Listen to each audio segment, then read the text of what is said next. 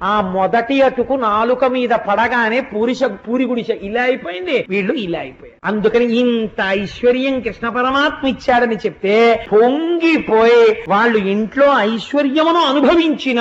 మనస్సులు మాత్రం ఎప్పుడూ కృష్ణుడి దగ్గరే పెట్టుకుని హాయిగా గోవిందనామం చెప్పుకుంటూ ఇహమునందు సమస్త ఐశ్వర్యమును అనుభవించి అంత్యమునందు జ్ఞానము చేత మోక్ష సిద్ధిని కుచేలుడు భార్య బిడ్డలు పొందినారు అని ఇంత పరమ పవిత్రమైన ఈ కుచేలోపాఖ్యానమనబడేటటువంటి దాన్ని ఎవరెవరు ఈ కుచేలుణ్ణి దరిద్రుణ్ణి సంపత్తి కలిగిన వాడిగా కృష్ణ పరమాత్మ చేసినటువంటి ఆఖ్యానం వింటున్నారో వాళ్ళందరికీ కూడా కృష్ణ పరమాత్మ పాదముల యందు భక్తి కలిగి అంత్యమునందు మోక్షమును పొందుతారు అని గొప్ప ఫలశ్రుతి చెప్పబడినటువంటి కుచేలోపాఖ్యానాన్ని పరమాత్మ ఇవ్వాల మనందరం వినేటట్టు మిమ్మల్ని చెప్పగలిగే అదృష్టాన్ని నాకు ఇచ్చి కటాక్షించాడు. ఒక్క 11 మాటలు స్వామి నామం చెప్పకపోతే,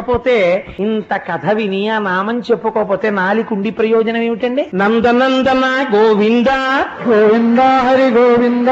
గోకుల నందన గోవింద కష్ట నివారణ గోవింద గోవింద హరి గోవింద గోకుల నందన గోవింద వరాహమూర్తివి గోవింద గోవింద హరి గోవింద గోకుల నందన గోవింద పక్షివాహన గోవింద గోవింద హరి గోవింద గోకుల నందన గోవింద కరుణాసాగర గోవింద గోవింద హరి గోవింద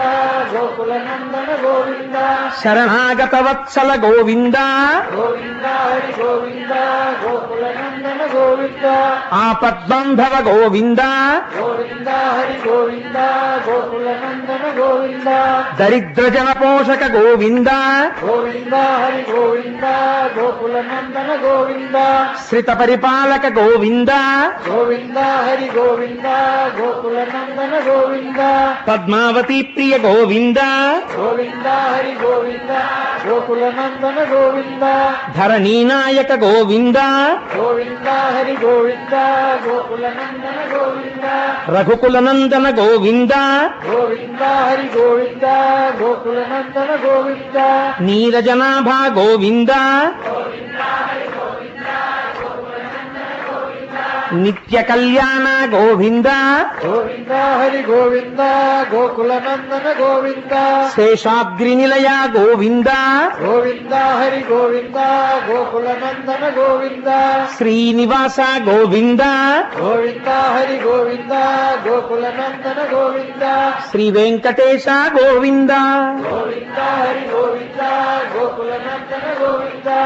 సర్వం శ్రీ ఉమామహేశ్వర పరబ్రహ్మార్పణమస్తు. స్వస్తి.